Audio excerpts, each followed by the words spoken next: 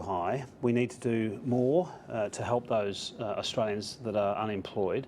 It's also important to note too that there are 41,000 more Australians lining the unemployment queues today than was the case at the last election. So whilst the government likes to crow about its efforts, it's fair to say that they've failed Australians. They're not meeting their target, their very modest target, and they have now more unemployed people than was the case at the election.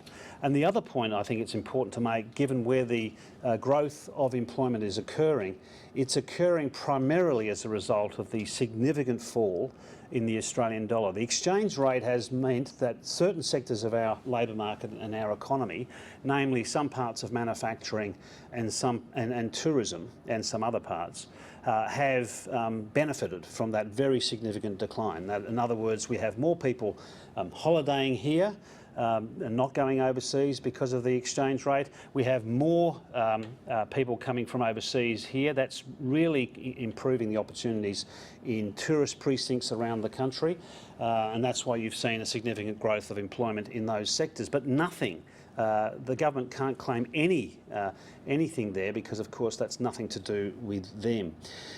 So this unemployment rate is of concern, particularly given the government's failure to engage with sectors of our economy. We've seen them turn their back on the car industry, effectively kill off the car industry, which is so cruelly ironic, given currently the car makers that are soon to leave our shores are working triple shifts, they're working overtime, they've got increased demand, again because of the exchange rate, and yet those car makers will be soon leaving, and that's going to have a very significant impact if the government doesn't get itself in order on the SMEs, the small and medium enterprises in the automotive parts industry, which hundreds of thousands of workers rely upon. And yet we've seen very little industry policy that's going to assist those small and medium enterprises to reorganise and to make sure they stay in or find a new supply chain.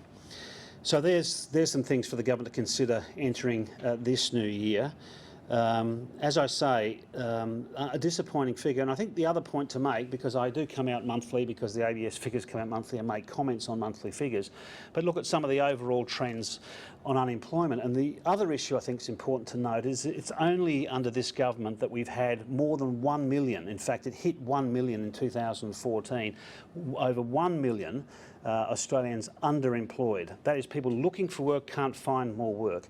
That also explains that some of the areas that are doing relatively well are not employing people in full-time jobs. So you've seen manufacturing, unassisted by this government, seeing a decline in employment. That's led to people looking for work in other sectors of the labour market. Unfortunately, in many cases, those jobs are not full-time jobs.